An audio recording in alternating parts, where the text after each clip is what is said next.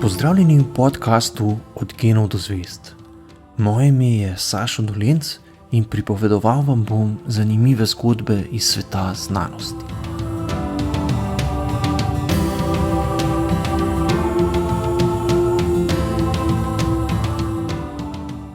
Bilo je običajno afriško jutro. Donald Johnson je z mladim sodelavcem Tomom Grayem srkal jutranjo kavo in premišljeval, kam bi se odpravil v lov na fosile. V odmaknjene predele Etiopije ga je privabila želja, da bi našel kakšen kos okostja naših davnih prednikov. Iskanje fosilov je zamudno delo, pri katerem raziskovalec potrebuje veliko sreče. Donald je bil takrat že tretjič v etiopski pokrajini Hadar, a gotovo ni slutil, da bo prav tisti dan prišel na sled zelo pomembni najdbi.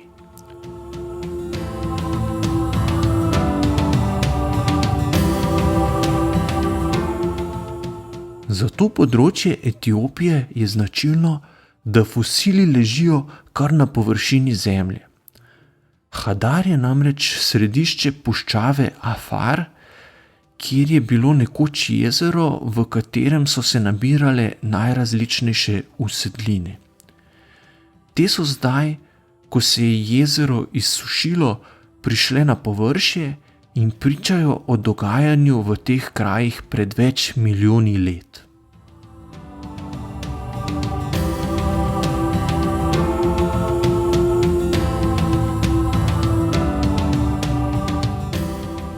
Ko sta z Grayem popila kavo, sta sedla v enega od 4 Land Roverjev in se odpeljala do bližnjega griča.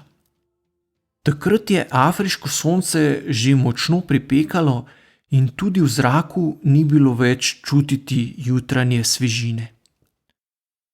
Za iskanje fosilov je treba imeti predvsem dobro oko, ki zna ločiti fosil od običajnega kamna. Tom in Donald sta tisto dopoldne sprva našla le nekaj zob iz umrle vrste konja, del lobanje iz umrlega prašiča in del čeljusti opice. Bližalo se je poldne in temperatura se je povzpela že na več kot 40 stopinj Celzija. Ob povratku k avtomobilu je Donald opazil koščico, ki je gledala iz površja zemlje. Tako je vzkliknil: "To je del roke hominida." Vendar mu Tom ni verjel.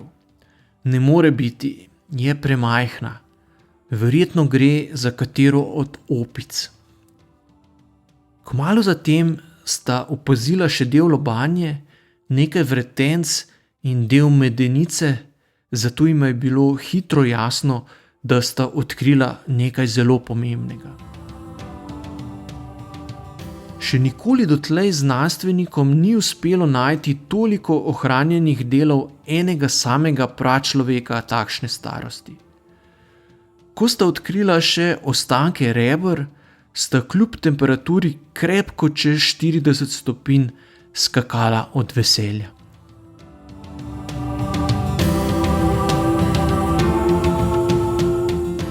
Najdišče sta skrbno označila in se odpravila nazaj v tabor po okrepitve. Tom je bil tako navdušen, da je že pred taborom začel trobiti in kričati skozi okno. V kratkem so bili vsi člani odprave ob ostankih okostja, ki sta ga le nekaj ur prej našla Donald in Tom.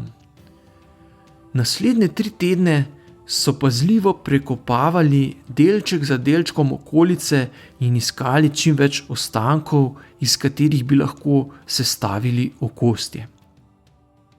Na koncu so zbrali nekaj 100 delov koščic, ki so skupaj tvorili približno 40% okostja enega samega človeškega prednika. Prvo noč po odkritju sploh niso šli spat, ampak so se dolgo v noč ob pivu pogovarjali o najdbi. Majhen tranzistor je na vso moč predvajal kaseto, na kateri se je večkrat ponovila pesem skupine The Beatles Lucy in the Sky with Diamonds.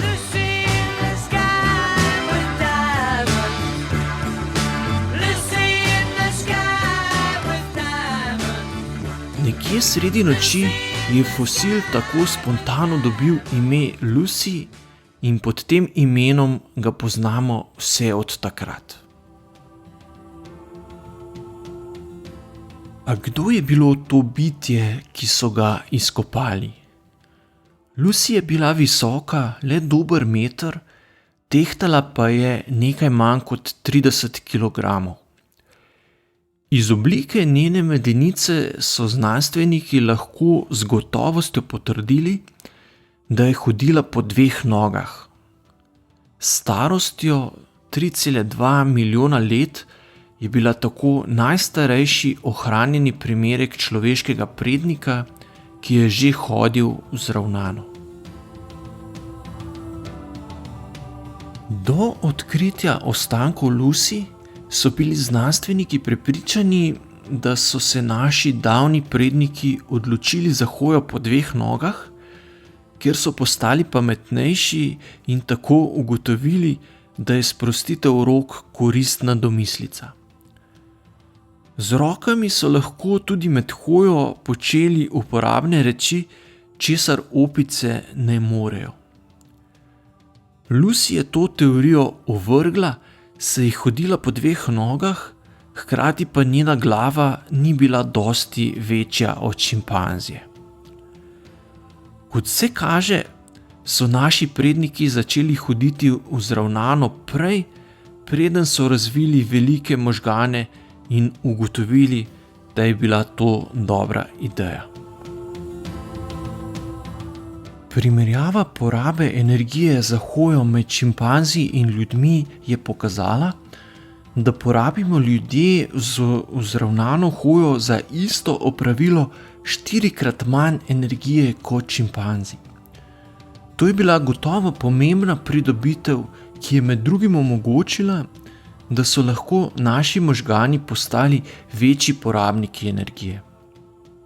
Ljudje porabimo namreč zelo veliko energije tudi, če smo pri miru in zgolj mislimo. Približno 1/5 vse energije porabi naše telo le za pogon možganov, kar je v primerjavi z drugimi živalskimi vrstami zelo veliko.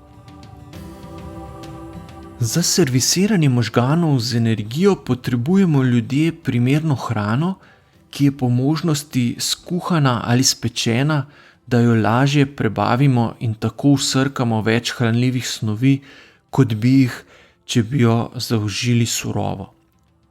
Za preskrbo z mesom in podobno visokokalorično hrano potrebujemo orodje in znanje, za kar so nujno potrebne proste roke in dovolj veliki možgani.